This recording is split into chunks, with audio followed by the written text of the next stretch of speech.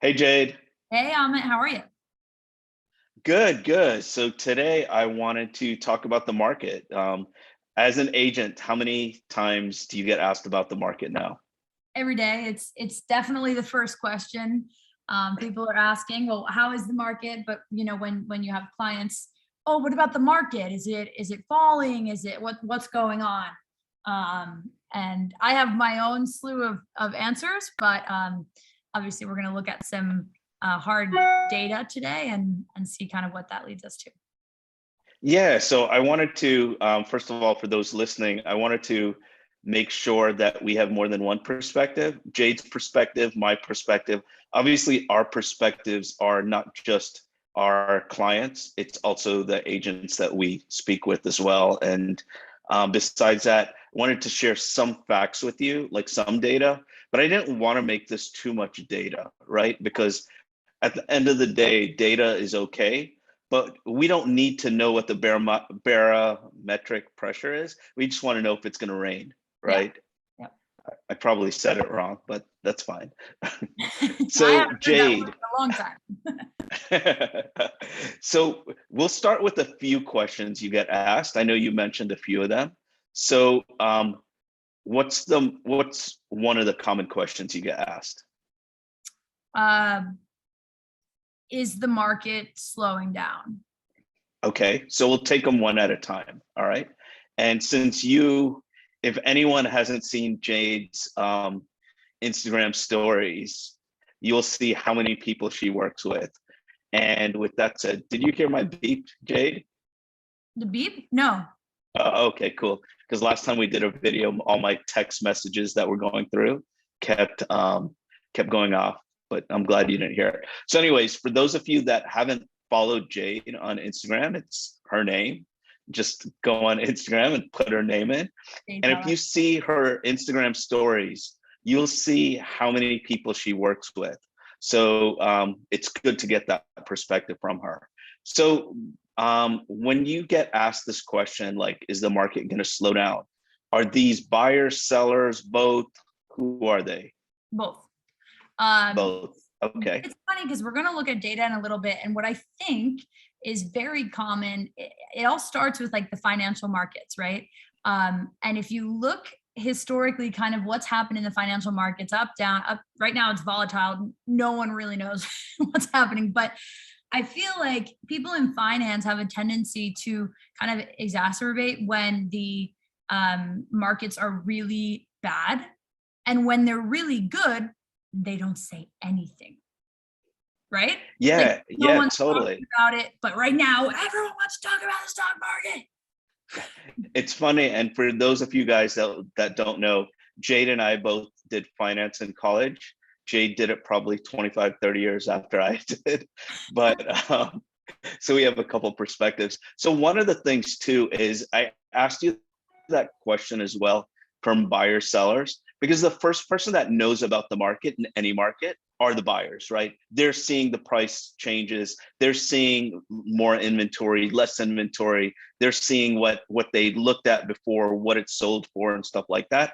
A seller, depending on their agent, is going to see whatever the agent shares with them, and every once in a while they're going to look and see what's selling and all that. Basically, buyers are looking at their apps like 50 times a day, the motivated ones, and the sellers are barely looking at them. Would you agree with that? Yeah, unless they're kind of a really knowledgeable seller that wants to kind of be updated on the market, which I don't find there really are that many. But yeah, I would.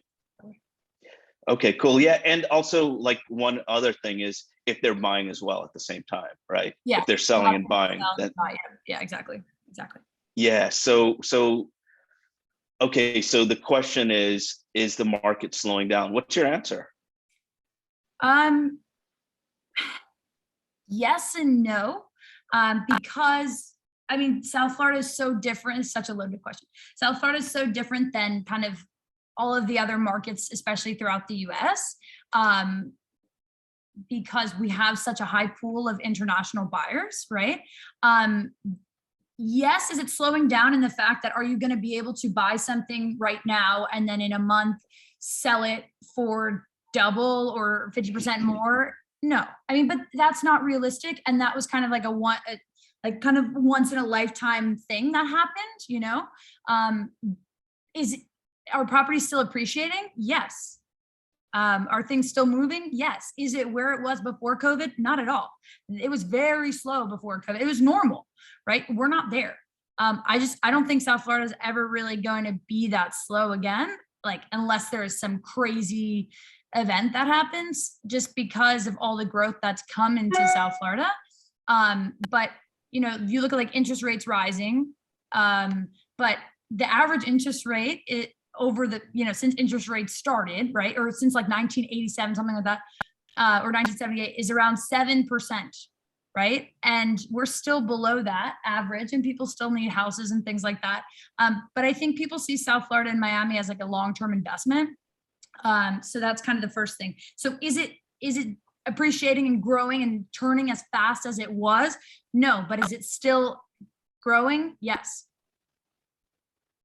Yeah, so great info. I wanted to share my answer to that because Jade works way harder than I do. I do different things on the team. Jade just is like always working really hard, which is great. So we get a great perspective that way. So in my time doing real estate, what I've learned the most is because I went through like, I've been in real estate since 2004. So I saw the ups and downs back then.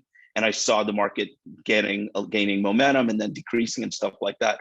So what I noticed, and I'm sure Jade has noticed this as well, when people ask how is the Miami real estate market, the next question we ask is where, right?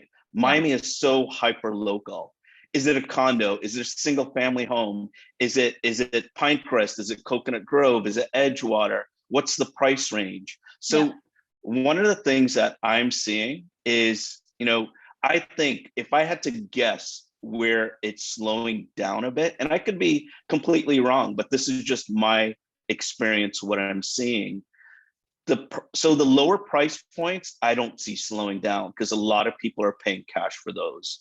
The higher price point where people can afford to, where they're getting huge tax savings, are not going down either. I saw a property the other day, 25 million for land that sold for 3.8 million over the asking price, you know, like 11, 12% or whatever it works out to over the asking price. The range where I see a change is the range where the interest rate makes a difference, meaning where someone is financing 6 or 7 or 800,000, and a few months ago they could afford a $700,000 home because their interest rate determines their payment. So they qualified for a certain payment, and now they still qualify for that same payment, but that payment gives you less of a value of a home. So you can't, for that $700,000 home, as Jade and I have shared before on social media, that $700,000 home is now maybe a 580 home or a 600. So you have a smaller pool of buyers. So that's what I'm seeing. I also think, to add on to that, you know, single family, we know before COVID was such a hard thing to sell, right? I remember the listing that we had in High Pines, that was like, that would have been gold right now, or, you know, within the past 2 years, but that was hard to sell, you know, because people just didn't really want single family homes, and then they moved to single family homes. I think that it's kind of shifting in what people want. I think they've had the single family home experience, or at least the people that were in a condo that moved to a single family home, and maybe they were a little overwhelmed with how much they had to do in maintenance and things like that. And as you know, the roof and the windows and all this stuff. So I think maybe it's shifting there a little bit as well. But the condo market is still, you know, still picking up. Yeah, good information there, because you know what creates that are the people coming here, right? And now in that those people that are looking for condos where it's still really hot are coming from California. They're younger than me, maybe slightly older than you, Jade, or if they're just killing it when they're young like you, they're doing well and they can afford these properties. But like the single family home, yeah, good information. So to the next question, what other question do you get asked a lot?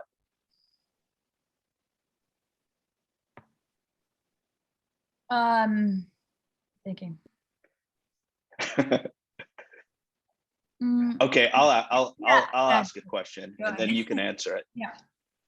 Is the market going to crash? Okay. So what are your thoughts on that? In Miami, no. Yeah, in Miami. Okay. Yeah. I personally just don't think so. It's kind of like what I said before. Will it appreciate at the same level? Are you going to see like easy flips and things like that? No. But will you still be able to make money? Yes. Will it crash? I just don't think so, because I mean, just looking at, okay, let's say interest rates go to 7%, right? We have one of the highest cash buyer percentages in the United States. So that's kind of a huge deal, because that doesn't affect them. The interest rates aren't affecting them. And they don't even, most of them don't even know that they can get, foreign national financing. And like, let's say someone from Argentina compared to, what they can get as a mortgage rate there is like above, I think it's like between 35 and 40% interest. So when they can get a foreign national loan, let's say even like normal interest rates are at 7, let's say it's at 10, that's like nothing to them. So you have that like comparison point, but I just don't see it happening. Yeah, so I did a video on this in the past, and there are a few things that when people ask about like, is it going to crash? They ask that question a lot because they saw it crash, in 08, 09, when all these banks went under. Yeah. And the main difference, besides what Jade said, is, about the cash transactions. We typically have like 35, 40% cash transactions here. One of the things are the people that are coming, in the past, in like 08, 09, all these banks went under. There were like over 100 banks that went under. People were doing what's called a stated income loan. They were saying they made 40,000, they made 80,000. They really made 20. They said they made 80. They bought a $300,000 home that they couldn't afford, but their intentions were to sell it in 2 months because it was appreciating. So there was no real money back then. Now, as Jade said, we have real money where there's a lot of cash, and the deals that aren't being paid cash are big down payments. There's a huge equity in these properties. So another thing is why I don't think there's a crash is the people that are coming here. The majority of people that are coming here are saving money every month because of taxes. We don't have a state income tax. So even though they're paying more than what people were paying in Miami before, they're saving per month on taxes. So their net cost is less, so that's another thing. And then probably like the last thing is people are allowed to work remotely now. So a lot of people are like, I guess they're called nomads, where they want to like travel the world, but they also have to work, and they can do it together. So we have those few people. So that's why I don't think the market is going to crash. And to add one last thing to that is, even though it's not going to crash, I'm not saying, and Jade's not saying, that there are not some markets that are going to crash. They are going to crash. That's what I said. In Miami. Yeah, but even in Miami, I think there will be some areas that are really, really heavily invested. There are areas where there's not much going on. Stuff like for example, if I had to pick an area that may not do well, and when I say Miami, I mean Miami-Dade County, right? So maybe like Homestead or Florida City or something like that. Obviously not in Edgewater. Maybe areas that I'm trying to, and as you're talking, it looks like I'm looking away, but I'm trying to find this graph that I saw the other day that was showing the average credit score of mortgage loan application, people applying for a mortgage. And obviously it's way higher than it used to be, but I wanted to get the exact figure, but I couldn't find it. Yeah, I think a lot of the people who moved to kind of desolate places, there's going to be maybe a need for like connection and stuff like that. So even though it seemed really cool to be on a ranch in Homestead, maybe not so much anymore. So I totally agree with you. I think that was kind of like a one-time thing. You know, it's I'm glad you brought up like the people, the applicants, right? Because Yeah. they're in the past, what I've noticed, and correct me if I'm wrong, or if you've experienced this, Jade, like, okay, now the buyers that are buying have to have cash or they have to have a big down payment. What happens later, and I hate to say worse quality buyer, but it's a worse quality buyer to a potential seller, right? All of a sudden, instead of that cash buyer or that person that's putting 40 or 50% down, what happens is we have a next wave of buyers. We have buyers that have 20% down or 10% down. Then we have buyers that have the FHA loans, and then the 5%ers, 5% down. So what happens is, even though the market starts to slow down, we still have these people that really wanted to buy. Maybe they started off looking to buy, and then they just kept having their offers get turned down. And now they're like, okay, there's starting to be a little bit more inventory. Maybe I could jump back into the market. And then it doesn't like crash completely, but we get like people slowing down the market. And just so you guys know, it depends on which source you read, because obviously statistics are so crazy in the world now. You could make it anything, but the most common statistic that I've seen is Miami had roughly a 30% price increase last year. That's like ridiculous, right? If you bought $1 million home, it's worth 1.3 this year. That's crazy. So I think my best guess is maybe it goes up 5%, 10%, something that's sustainable, but not, the other way around.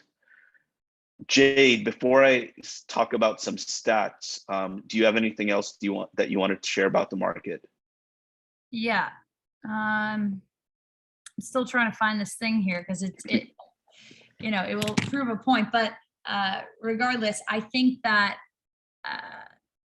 but if you like, even if you're saying like 5 to 10%, right, that's still a great appreciation. I think, like, when I first started, it was around 3. So that's still a great rate, I think. And I think Miami's just growing overall. And I also do think we have some other influences, like I said, like out of the country. Colombia has an election, and that's actually why I posted it to my story today. So Colombia has a big election that is they just did their first thing or whatever. I don't really understand their election, how it works, but I know that they have their presidency is up in July. They have another election to decide who the next president is. And depending on that, a lot of people who have resources in the country will or will not want to keep them there. So I think that is one of the reasons, because Colombia was the #1 country out of the US that was searching for homes this past quarter. So I think that has a huge, role in it. And then today, I also, like, over the past about like week or so, because it did slow down when they raised rates and everyone started talking about, oh my God, they're raising rates, they're raising interest rates. It did kind of slow down. It was like, what are we doing? But over the past week, 2 weeks, it's kind of picked up again to more normal, because I think people said, okay, yeah, so what? Rates are a little higher, so I still need a place, or I still want my money out of Manhattan and in Miami, or whatever it is. So I think it's kind of normalizing right now, which is healthy. I think if it continued at the same rate, it will just burst, right? But yeah, so I do think we'll still see growth, just not at the same rate, essentially. Yeah, and Miami is much different, as we keep saying, because like other parts of the country, will there be a crash? Maybe, because there's less cash. People aren't moving there to save on state tax. They're not saving a lot of money to move places. People aren't moving there to work remotely in maybe Idaho. And I'm just saying Idaho, I could be completely wrong. Yeah. But and another thing that Jade brought up too is these waves of global buyers out of the US. We haven't really had that many compared to the past. I remember when I started in real estate, I think it was like 05 or 06. At that time, 35%, nearly 1/3, I guess more than 1/3 of the transactions were bought by people, usually from South America or China or somewhere else at that time, even India. But now we've had most of our buyers that we have now, and we're starting to see more from outside the country, but where they're usually from California. Jade, if you had to say your buyers, what percent do you think are from California? Too many. Would you say, I don't know, a third, a quarter, a half, more? Between a third and a half. I mean, like pushing a half. Yeah. Okay. There's a lot of people from California. What I'm doing is I'm actually just looking up the reason for why that happened. Amit, the buyers that you were talking about, right, in like 2005. And I'm pretty sure that it had something to do with like the political landscape in Venezuela. Yeah, you're right. You're right. We have a lot of Venezuelans coming. And I remember back then, and usually like it's when it's one country in South America, it's sort of like snowballs. You start seeing less and less people. You don't have like just Brazil coming here, even though at one time we did have a lot of Brazilians, but it's sort of like it seems like it just happens to the whole continent. You know, it's not just one country is coming here. Yeah. But yeah, that was Venezuela. Big. We had a ton of Venezuelans buying, and then there was none. Yeah, I think it was also because like I'm reading it now. Like in 2002, they were like the people against Chavez were trying to like overthrow him. And then what happened is it got really dangerous because I'm looking at the kidnappings, a map of the kidnappings in Venezuela. And Sophia, my assistant, actually was she was kidnapped. So it's, look at this. So this is, I don't know if you can kind of see. You see it here? Yeah, I can see it. So the red, obviously, it starts to pick up, like it goes up a little, but that red where it like really starts to pick up is 2004, 2005, right? So as Venezuela is getting more dangerous, where people want to obviously take their money somewhere else. So we have other factors as well affecting the Miami real estate landscape. Yeah, totally. So I'm gonna share some stats, okay? And let me find it first on my computer, and then I will share it. Okay. This. So we're gonna use Compass's. Can you see that Market Watch? Yes. Okay. If your name is here, we apologize. The client activity. But anyways, one of the things that I spoke about in a previous video was in a normal market, you see way more price reductions than price increases. In a normal market, you hardly ever see any price increases. Like typically people don't put their home on the market and say, hey, I priced it too low, I'm gonna add a lot more to the price. Because on websites, it shows that they're adding and just whatever. People don't generally do this. So this is South Florida. This means Miami-Dade County, I believe. In the last 90 days, price increases were 1,652 compared to price reductions of 2,300. So even though it's less, it's not like way less, right? So if I go to, I'm gonna go to the last week, okay, to give you a better idea. So the last week, 416 price reductions, only 151 price increases. So way, way less. So then if I go the last 24 hours, it's like 27 to 98. So you see the trend of things lowering. And just if you go back 7 days, there were only 416 price reductions in the whole week. But in the last 24 hours, we had almost 100. I think, Amit, that has to do with something that is really interesting. I think a lot of sellers have said, have seen and said, oh, my neighbor sold for X, or, oh, this is worth way more, if it's up 30% for 4 years or whatever they're doing in their head. I think that they're really overpriced. There's a lot of overpricing going on, but that doesn't necessarily mean that the market is crashing. It just means that the properties are being priced so astronomically that's not their real value, right? Because people are basically just shooting and seeing what sticks, right? I think that's what's going on. Yeah, totally. Yeah, totally. I'm glad you brought that up, because on average, I think the median average of a property that sold in Miami-Dade County last month, this month, the month before, is roughly at asking price, right? We're either asking or above. I saw a stat recently in Florida, 2/3 of homes sold for asking or above. So it's a high number, right? And I'm Yeah. going to stop sharing this. But what happens is, like you said, Jade, people hear on the news. If you're a seller and you keep hearing every day, whether even if it's on TikTok or wherever it's on in the news, you hear how hot the market is, and you see these videos of agents saying they sold a home in 4 seconds, with 26 offers. All of a sudden your head becomes big. You're like, oh, I have this home that I'm going to sell, and they get aspirational prices. They want to have a price where if a property was worth a million, we should put it on the market for 1.6, right? And so that does happen.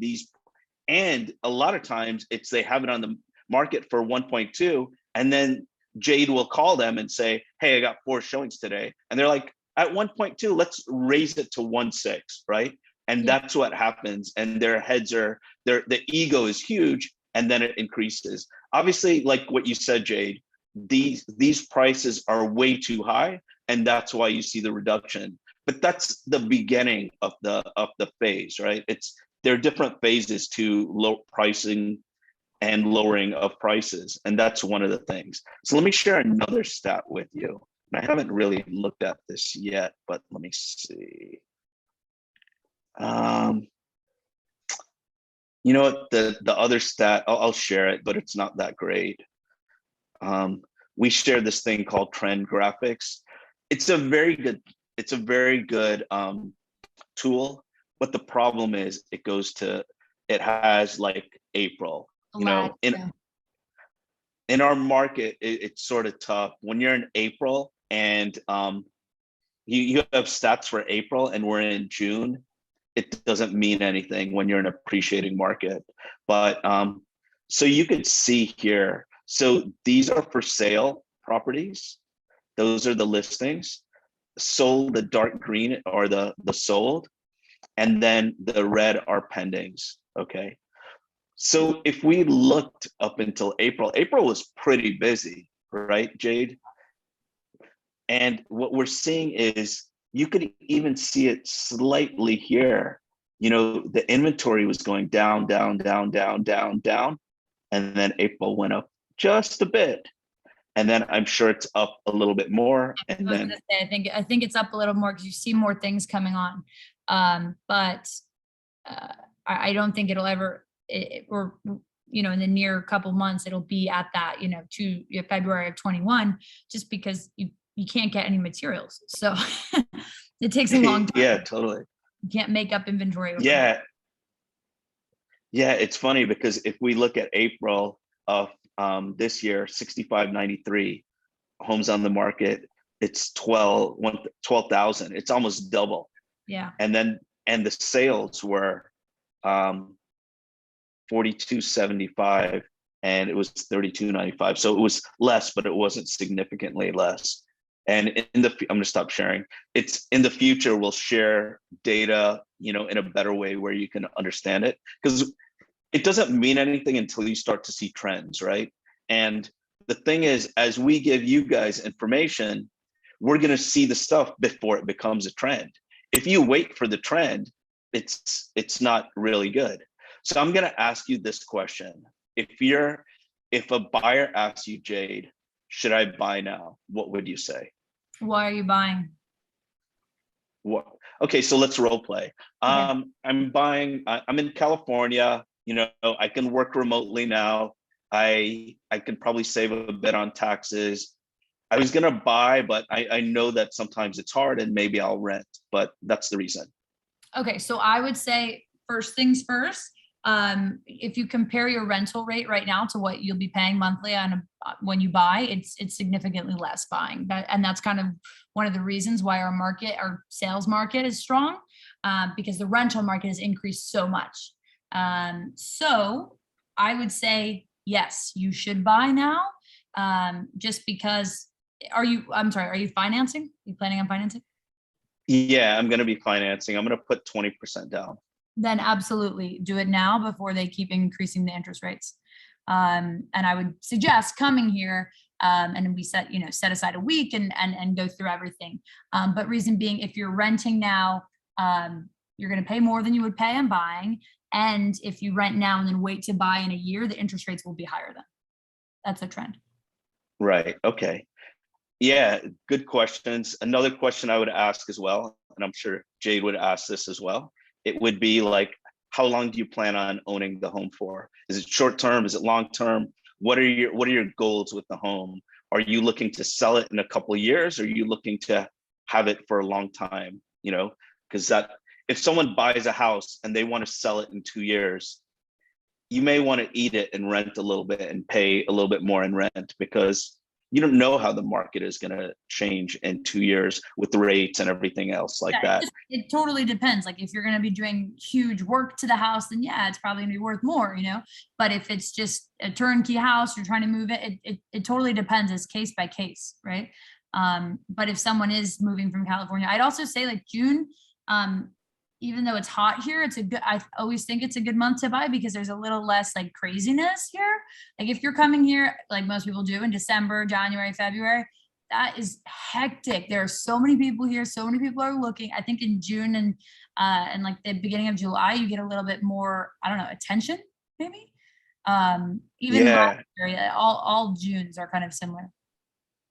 It's funny, going back to what you said a while back, you were saying like, even if the appreciation is like 5% a year, I thought about it though. If someone owns a home, they're typically not gonna sell it after 2 years. On average, maybe 5 to 10 years, depending on the person, depending on what's going on in their life. But at 5% a year, and if you have it 5 years, obviously it's compounding interest and stuff like that. That property will go up probably 30, 40%, whatever it is. I don't want to do the math now, but it's a high number over a short time. So even when the appreciation is such a small number compared to what we're used to seeing, it's still very high.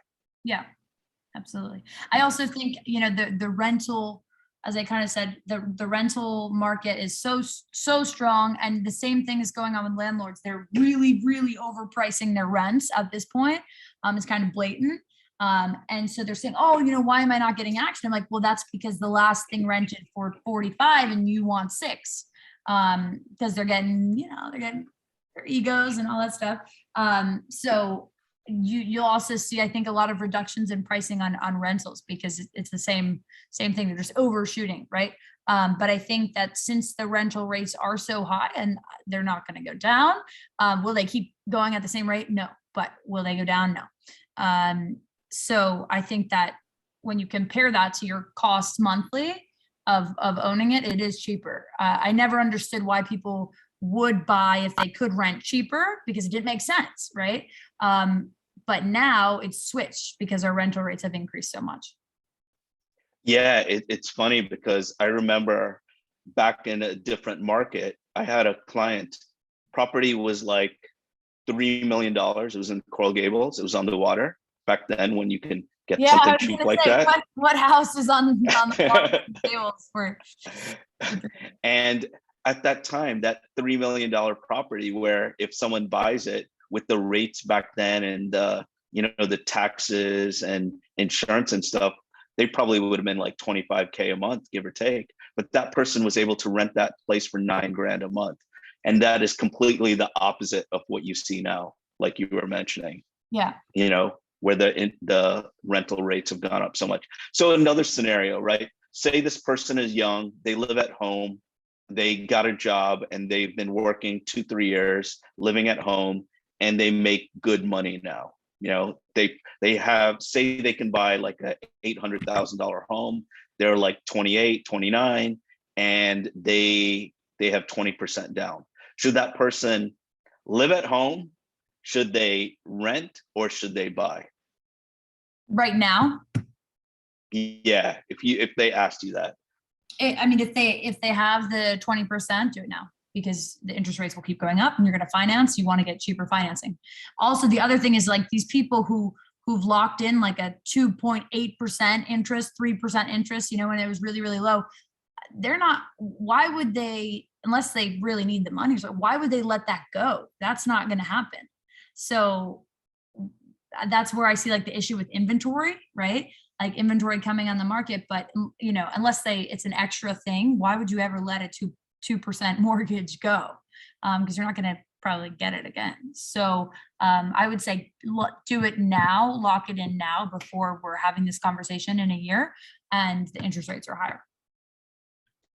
Yeah, that's great insight, Jade. Because we get asked, that's another question we get asked a lot. Why is there such little inventory?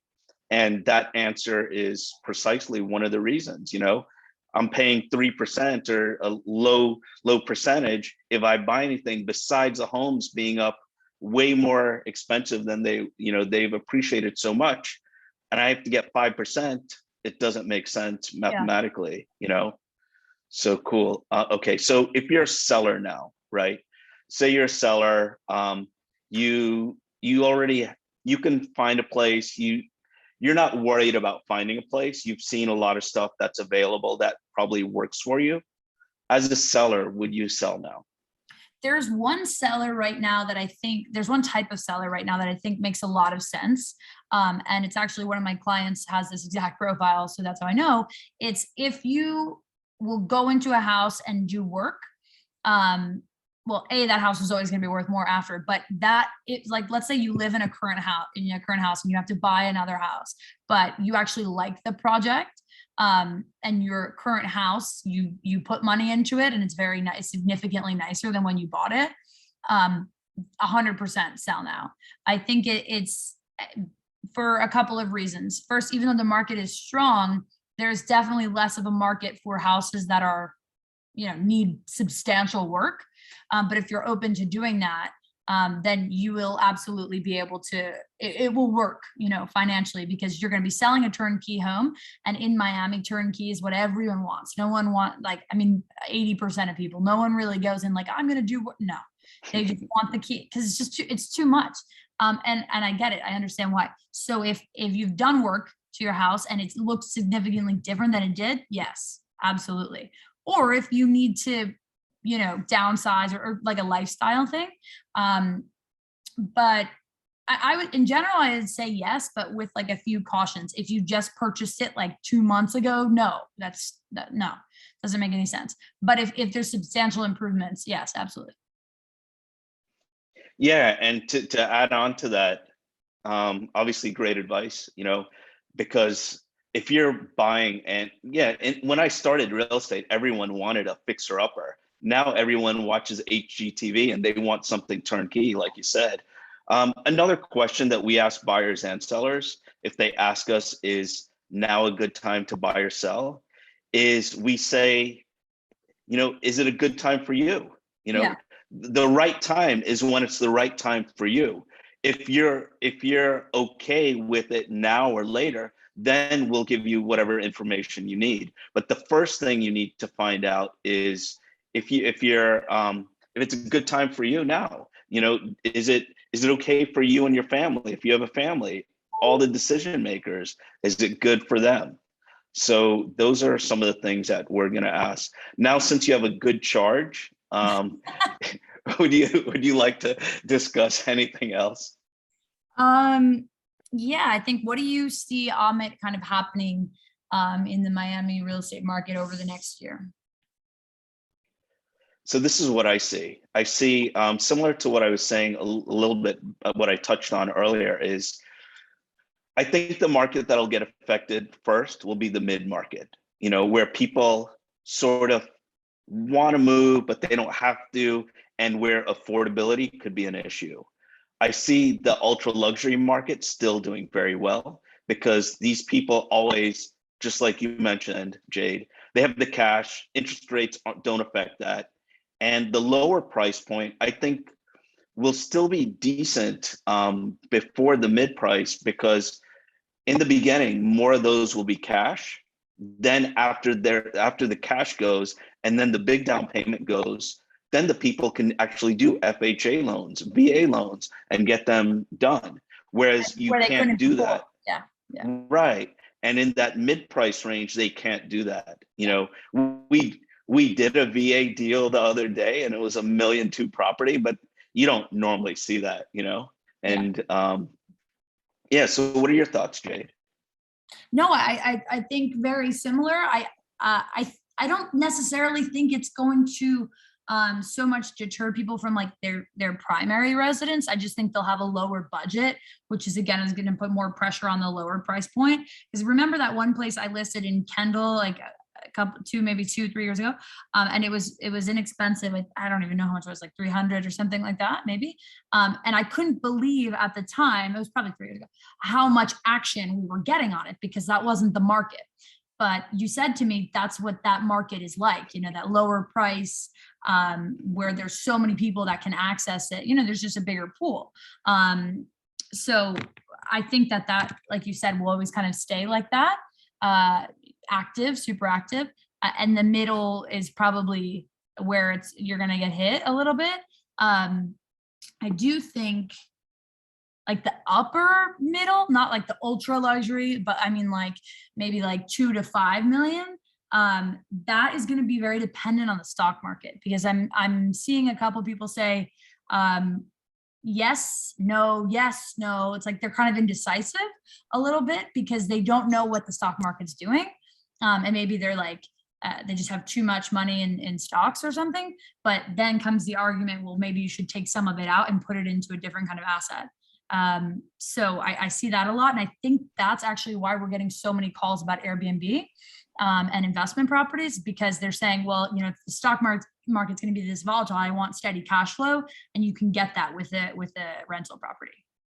I agree with you with that. And that's a good analysis, because like that $2 to $5 million property, that's someone that wants to move, but doesn't have to move. Yeah. Right. They already probably have a very nice home.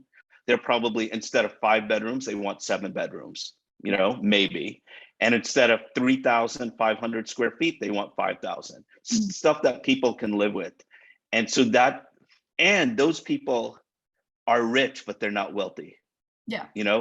They have money, but they have to maneuver things to get that property. Whereas the ultra wealthy can just get whatever they want. So yeah. So, okay. So the next thing I'm going to ask you, the rental market, right? What do you think in the next year is going to happen with the rental market? I think I'm already seeing it happen. And I feel like I was one of the first people to kind of see the rental market shift initially, because I do a lot of rentals. I actually like them because they're just easy. And renters turn into buyers, and they kind of appreciate you a little bit. So I like that. And I like to be busy. I don't ever like to be like waiting and things like that. So it keeps me busy. Instagram stories. Yeah, stories all day. So I think that the rental market, it's like I said, it's the landlords that are really overshooting. I have a few of them right now. I think they're going to have to come down a little bit to reality, right? I think that it will, you may start to see like rental showings again, where you didn't really before. But it will not be what it was before. I don't think it really ever will be that like, oh, how'd your client like the rental? No, it's not going to be like agents calling them back and trying, but is there more like breathing room? Yeah, I think so. But that could also just be because we're in summer. So there's kind of like two things happening, because our market really, really picks up it starts to pick up in August and then really picks up in like end of September, October, right? That's when people start coming down. And so right now I'm always like, oh, come June, come and buy in June because you have more, right? Like what I said, or come and look in June. But I think you're not going to get rental rates like you used to be able to get like a 2-bedroom in a decent building in Edgewater for like 2,600 looking at the water. That is so far gone. I mean, in a decent building where there's no construction going on in the building, you're looking at like at least 5. And if you want to look at the water, maybe 55 to 6. But you may be able to get in there. So it will, I think they're just going to last a little bit longer on the market, but the rates aren't going to go down. Yeah, so this is what I think, and you know the rental market better than I do, but these are just my thoughts.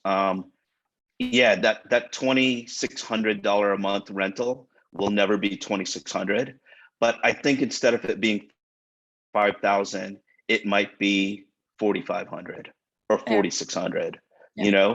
I think you'll get maybe a 10% decrease in the high rentals that we're at. at the peak. I think we're going to see comps of rentals that are less sometimes than the ones that were done a few months ago. And just like Jade said, it depends on the time of the year. It depends, the area. It depends on multiple things. But yeah, we already have the people here now from the Northeast and the West Coast that are used to paying significantly more for rentals. It's weird because the rental prices in some cases are similar in the more expensive areas, like New York and California. We have some areas in Miami that are similar, but the purchase price is way different still. Yeah, absolutely. Which is why people are still buying. Right, totally. Yeah. Totally. Anything else? Any listings you want to share, or anything else that you think is exciting where you can get them to go to see some of your videos or anything else? Oh, our new listing that we just launched about an hour ago in Icon Brickell Tower 3, where you can do Airbnb short-term rental, which is a 1-bedroom, 1-bath. It's for $550,000. It does have a tenant. That's why it's priced so well. So you have to keep the tenant, but then after that, you can do whatever you want. But yeah, it's definitely a good deal, a good price. It's a 1-bedroom. It's 870 square feet. So significantly better than what you can get coming pre-construction, even though I do love my pre-construction. But if you want something already ready, if we don't take any of the offers we already have, then definitely check that out. Or if you guys are looking for, an alternative asset class and you're interested in getting involved in, in Airbnb and investment properties, just you can reach out to Amit or myself and we can help you with that. Yeah, that building, the Icon Brickell Viceroy, I think it is, right? Yeah. I remember when I first started in real estate years ago, when I went to that building, I was amazed. Really? Miami building. Yeah. Oh, well, I mean, a while back, it was a while back, and we didn't have all these cool buildings like we do now. But just I remember the parking lot and that huge statue there, and getting in the car park. It was like, oh wow, I feel like fancy, Yeah. So it's still a cool building, great price point.